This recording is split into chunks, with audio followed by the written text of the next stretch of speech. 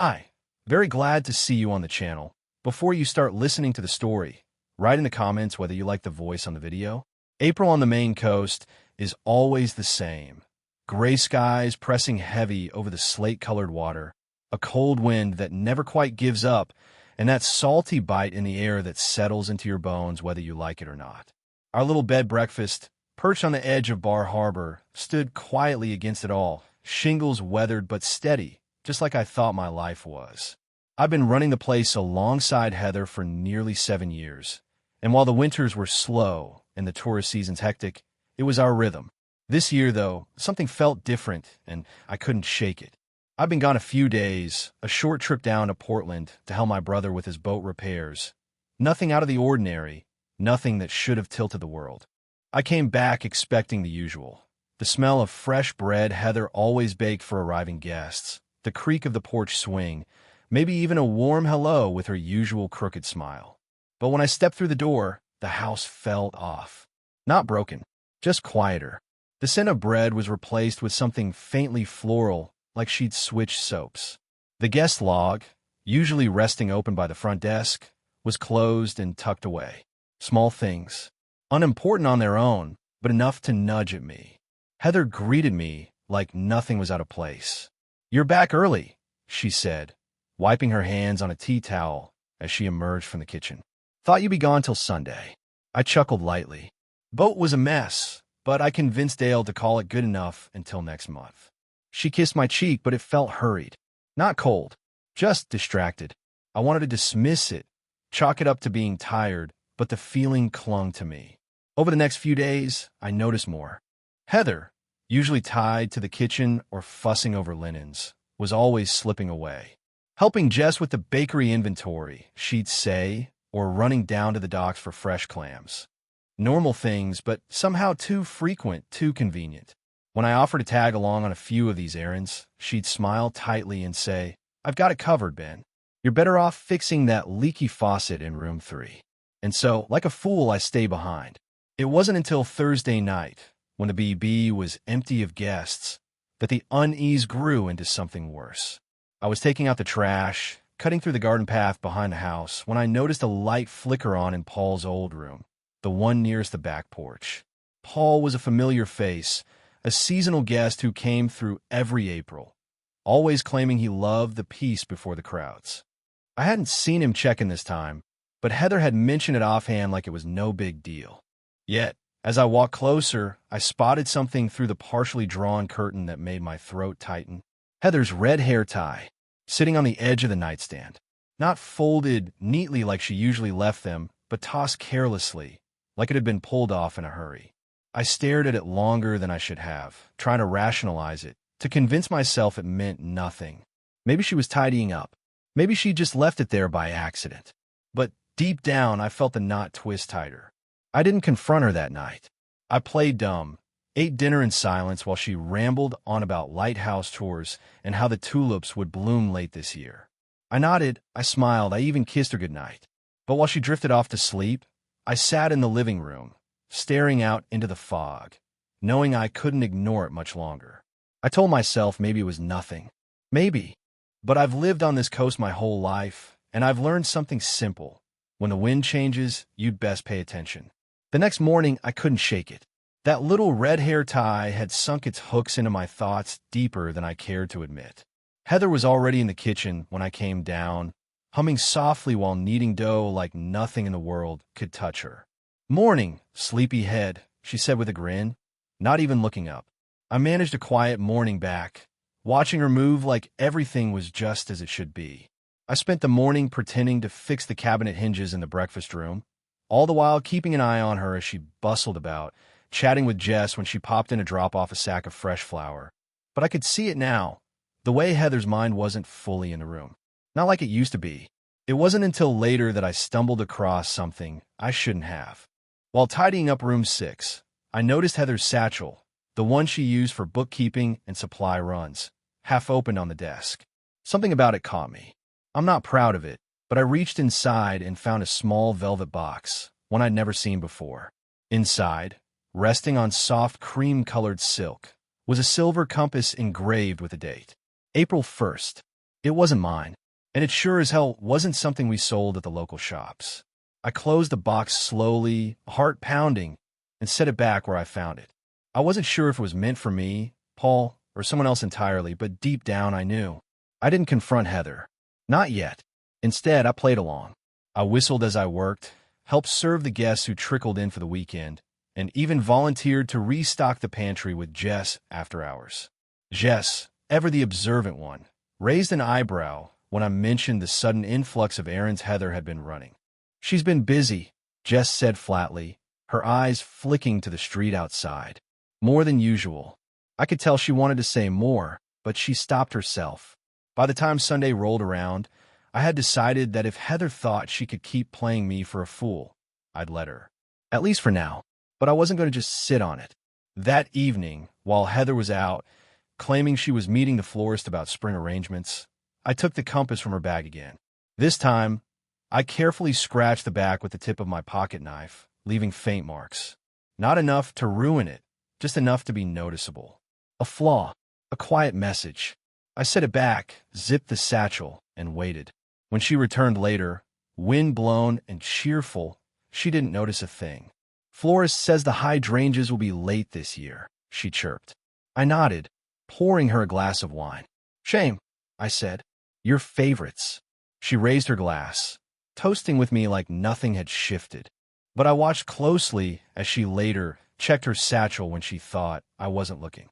The slightest pause when she ran her fingers over the compass, then a quick zip, and she was back to stirring the stew. She knew something wasn't right. I could see it in the way her smile didn't fully reach her eyes. I didn't sleep much that night. Instead, I lay awake listening to the ocean battering the rocky shore, the rhythmic crash of waves mirroring the storm brewing inside me. Heather, curled up beside me, slept soundly, unaware that I wasn't buying the act anymore. The next day, I made a quiet promise to myself. I wouldn't just catch her. I'd make sure she felt it. By midweek, the tension was tightening like a storm rolling off the bay. Yet Heather, in her usual way, floated through it like the breeze, making breakfast for the guests, planning weekend activities, laughing with Jess at the bakery like everything was just fine. But I noticed how careful she had become, how every word she spoke sounded rehearsed, how every movement seemed just a little too smooth. She was hiding something, all right, but I wasn't about to play the jealous husband too soon. I decided to take a quieter route. I paid closer attention to her stories, the way she described her errands, who she said she was meeting, how long she claimed to be gone. Every time she mentioned Paul, she acted like he was just another guest, casually dropped into conversation. "Oh, Paul wanted to know if you'd recommend that old oyster shack," she said one night as we prepped guest baskets. "Said you used to talk about it." I nodded, keeping my face calm. "Sure, place is still good. Haven't seen him much, though." Heather barely skipped a beat. "He's been keeping to himself mostly." Something about the way she said it didn't sit right. Paul was always the chatty type, never shy about making himself known around town.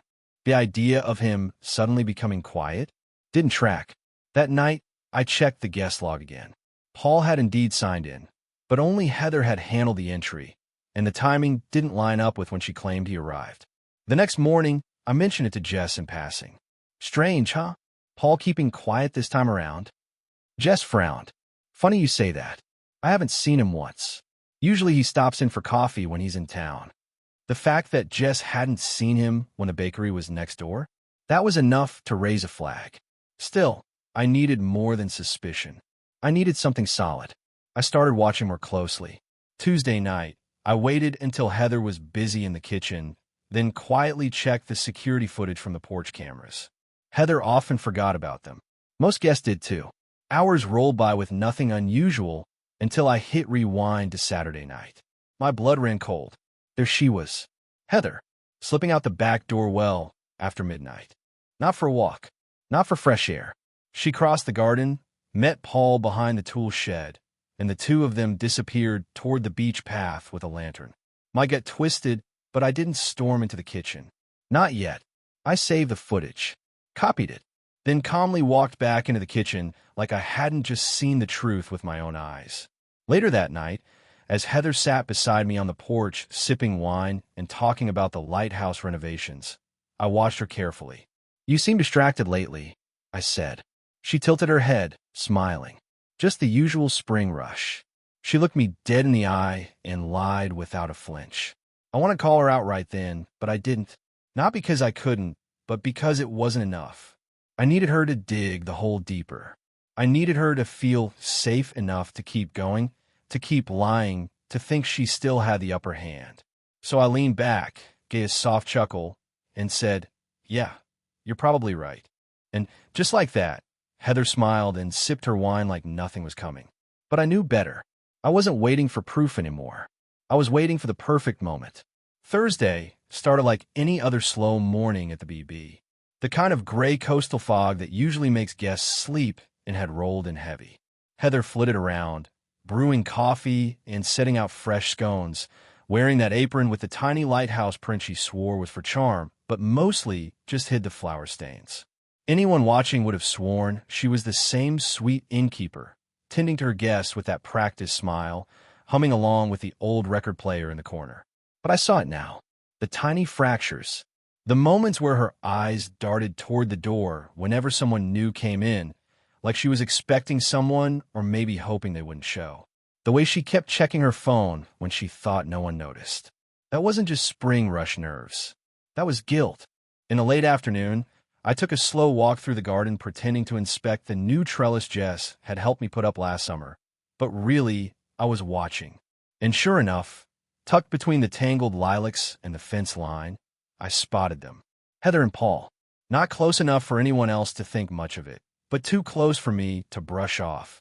They stood there laughing softly, Heather touching Paul's arm the way she used to touch mine when we first started out, like it meant something. Paul handed her a small envelope, Heather tucking it into her apron before quickly stepping away, glancing around as if she expected me to materialize out of thin air. I played it cool that evening. When Heather served dinner to the few guests we had left, I watched her closely, but I didn't let on. When we sat on the porch after dark, sipping tea and listening to the waves crash against the rocks, I kept my questions locked behind my teeth. Let her think I was still that same trusting husband, too preoccupied with fixing shutters and balancing the books to notice her slipping away. But after she went to bed, I carefully dug through her apron pocket. The envelope wasn't sealed. Inside was a simple handwritten note. Saturday night. Same place. Bring the wine. No name. No signature. Just enough to confirm what I already knew. I folded the note, slipped it into my pocket, and sat alone on the porch for hours watching the ocean and thinking about how to let this play out. By Friday, Heather was practically glowing, talking more than usual about the incoming guests, the weather, anything but us. Jess noticed it too when she swung by with fresh pastries. After Heather went back to the kitchen, Jess leaned in. "You all right?" she asked quietly. "You've been different." I nodded slightly. "Just got a lot on my mind." Jess frowned. "She's up to something, isn't she?" I didn't answer, but I didn't have to. Jess read it in my eyes. Later that evening, while Heather pretended to be preoccupied with adjusting flower arrangements, I called Jess and told her everything. From the hair tie to the footage to the note. Jess listened silently, then said, "You want me to help you or stay out of it?" I didn't hesitate. Help.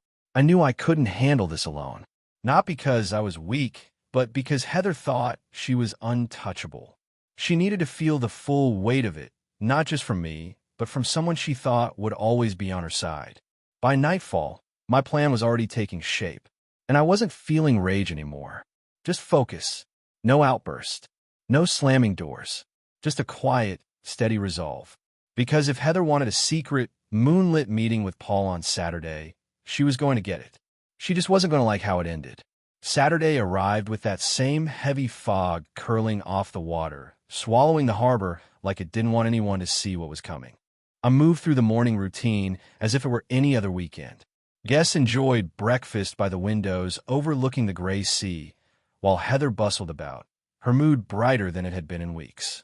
She hummed while clearing plates, wore her hair down like she only did when she was in one of those moods, and flashed smiles that didn't reach her eyes. The more she tried to act normal, the clearer it was that she wasn't. Jess stopped by under the excuse of dropping off some cranberry muffins, but her sharp glance told me she caught on too.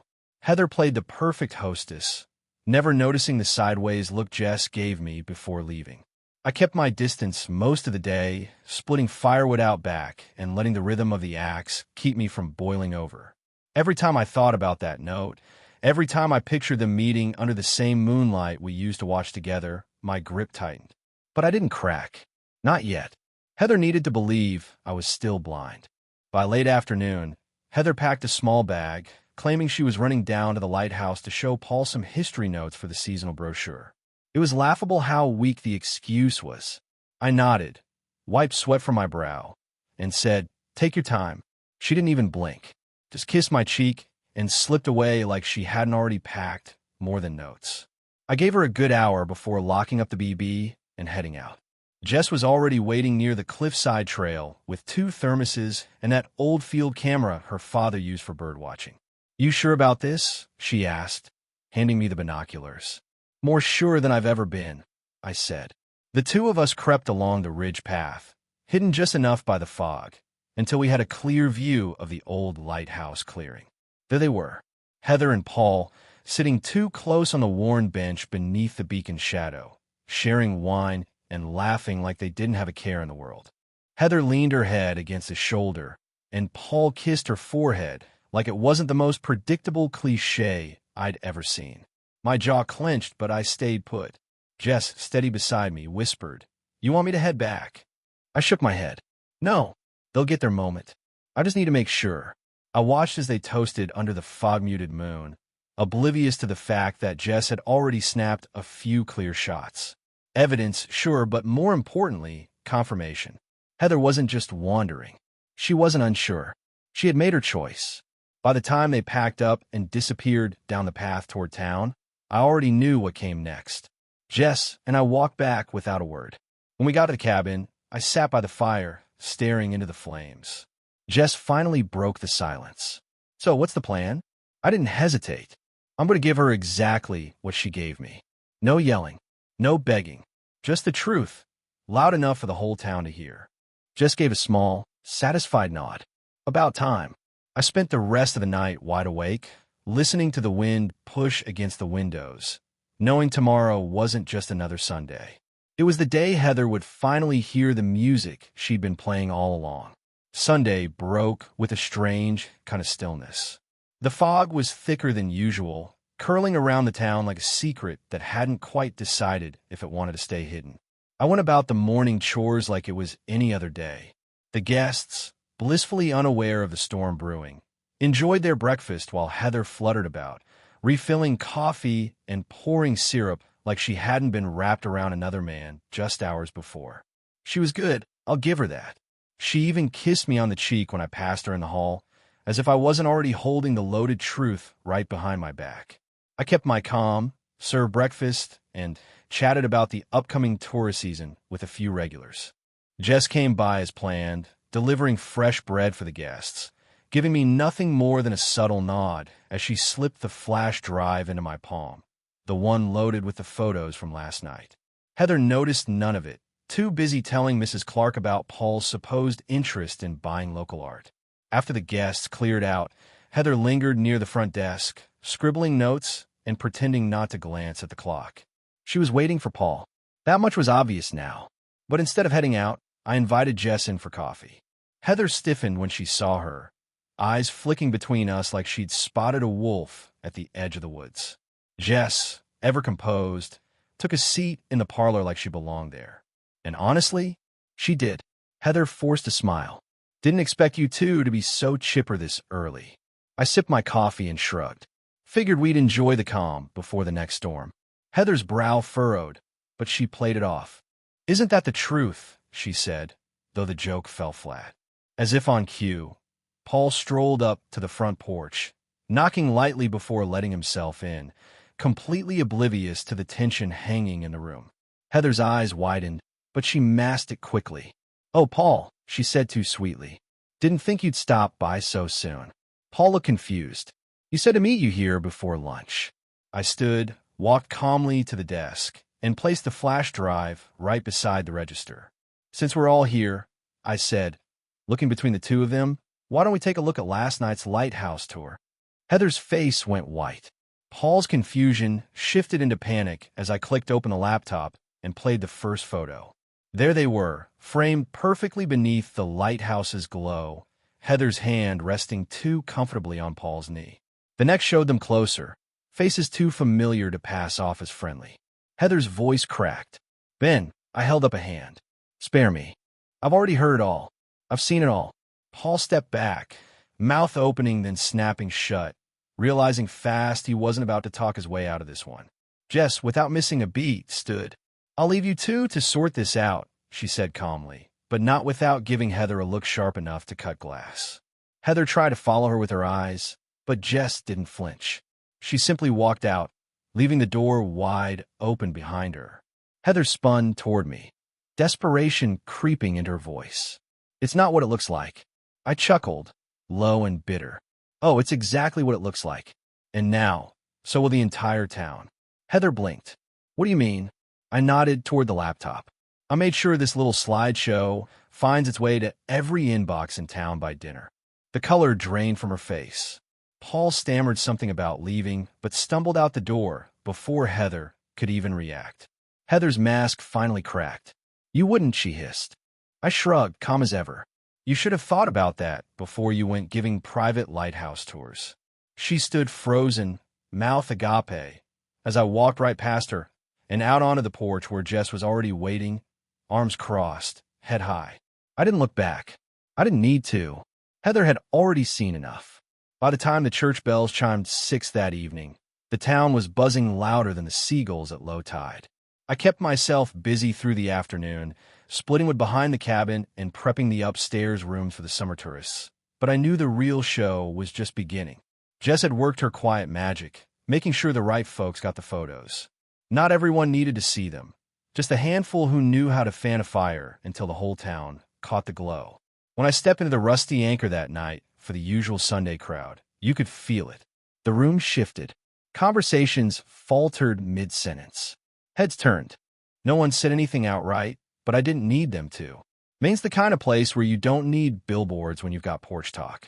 I ordered a coffee at the counter and found Jess already sitting at the corner table like she'd been waiting for the curtain to rise. You sure you're ready for this? She asked, eyebrow raised. I nodded, calm as ever. Been ready. It didn't take long. Heather walked in with Paul trailing awkwardly behind her, both trying to look composed, but failing miserably. The tension in the room was thick enough to cut with a butter knife. Mrs. Doyle, who runs the flower shop, shot them both a look colder than the Atlantic in February. Even old Captain Ray, who'd sworn off gossip years ago, gave a slow, disapproving shake of his head as he nursed his beer. Heather spotted me immediately, eyes darting from me to Jess and back again. I didn't move, didn't blink, just sipped my coffee like I hadn't single-handedly turned the whole town against them before the lobsters even hit the pots. Paul tried to lead her to a corner table, but no one shifted to make room. They stood awkwardly for a few moments before Heather, desperate to salvage whatever pride she thought she had left, crossed the room toward me.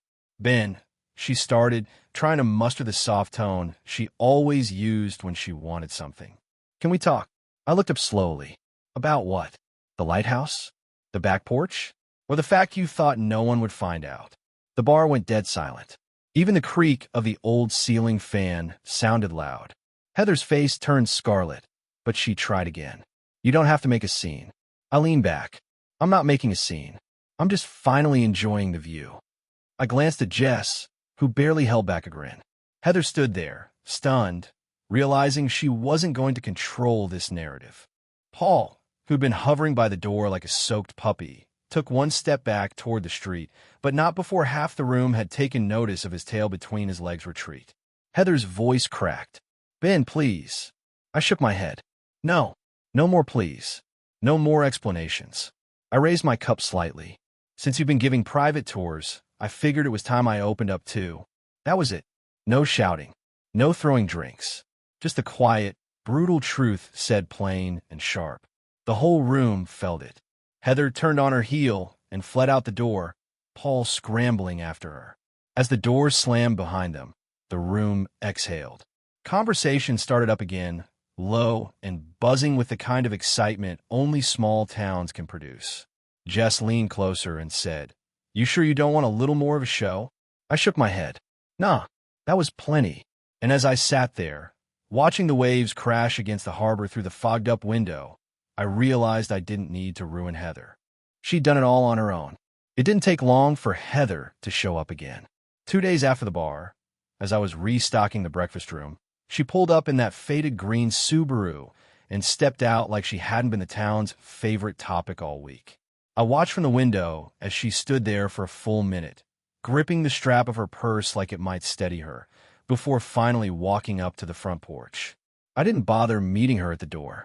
She let herself in, eyes darting around the empty room like it might offer some kind of help.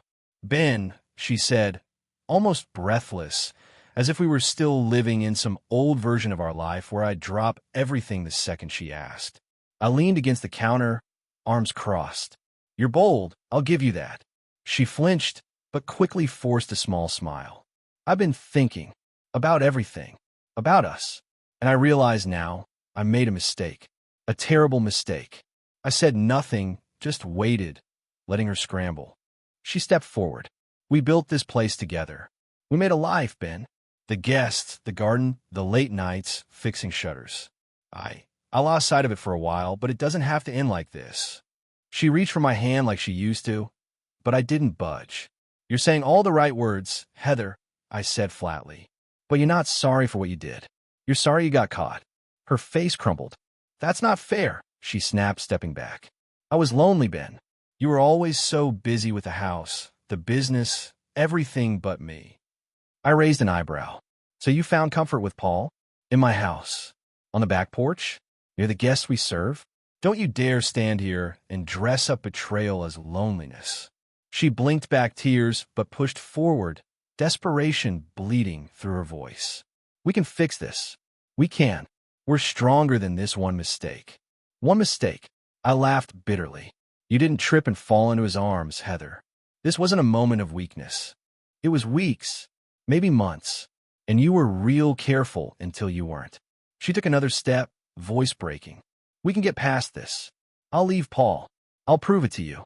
I'll do anything. I'll sell my share of the BB if that's what it takes." I narrowed my eyes.